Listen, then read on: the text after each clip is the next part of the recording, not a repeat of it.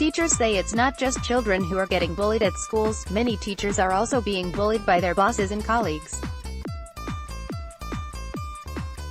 Rachel Maitland-Smith, the guidance coordinator at Ponsonby Intermediate who will present a study on the issue at a bullying prevention conference on Saturday, said she found bullying of teachers was widespread. It was regardless of decile, regardless of what kind of contract the teachers were on, regardless of area, she said. Worksafe talks about where there is a stressful job, there is more likely to be bullying.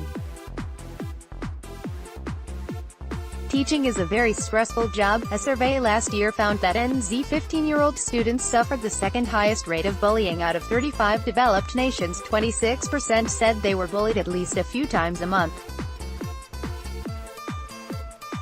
There has been much less research on bullying of teachers, but recent NZ Council for Educational Research surveys have found about a sixth of teachers disagree that staff treat each other with respect, 18%, and that their schools are a safe social and physical workplace for staff, 17%. Maitland-Smith herself was bullied by a more senior teacher while working as a classroom teacher a decade ago.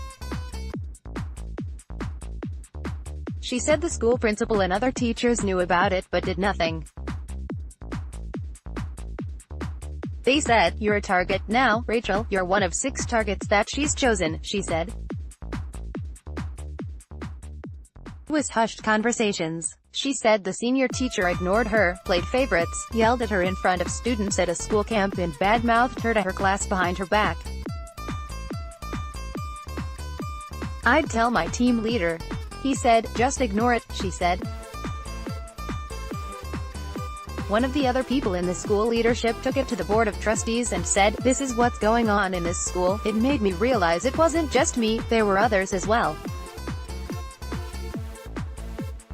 Even then, nothing happened.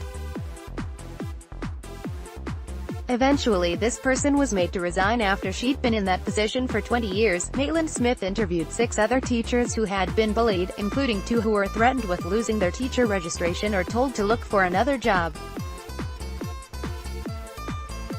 She found both verbal bullying, such as mocking and yelling at teachers, and one case of physical bullying where an angry department head threw a basketball at a teacher in her office. He was protected because he coached the first 15 and he was important, she said. 3 of the teachers were placed on competency, a process which is meant to give them support and guidance to improve their teaching. The teachers experienced it as constant monitoring and criticism.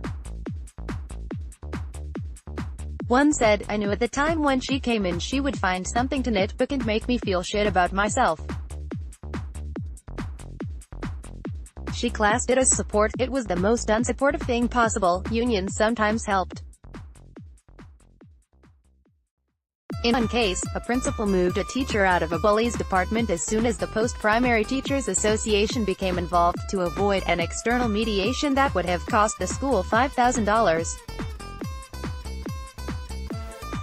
But the 3 primary teachers in the study were less happy with their union, the NZ Educational Institute, NZEI. One who was sacked said the NZEI told her, "Just do whatever." She, the principal, says there is no point in fighting this. Maitland-Smith said the unions should publish clear guidelines on their websites about teachers' rights if they are being bullied, and schools should also have formal processes for reporting bullying. She advocates programs to teach school leaders how to be supportive managers, and training teachers about how to respond if they are bullied or see others being bullied. At Ponsonby Intermediate, all teachers have coaches to discuss problems confidentially. Maitland-Smith is one of only a handful of counselors in primary and intermediate schools, but believes every school should have them. "I think as a society we are becoming more anxious," she said.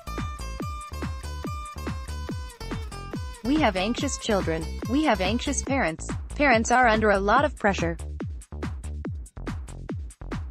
Kids are on technology, parents are on technology, they don't switch off. In some houses there is never eye contact. So we really have to meet that need. We have to be aware of our people and what they need and respond accordingly in a nurturing and positive environment. The school is running a series of activities for Bullying-Free Week this week, including watching the movie Wonder and wearing pink shirts on Pink Shirt Day on Friday. NZEI President Linda Stewart said her union had processes in place to support members when they are in a situation where they believe there is workplace bullying. That's what we are there for, she said.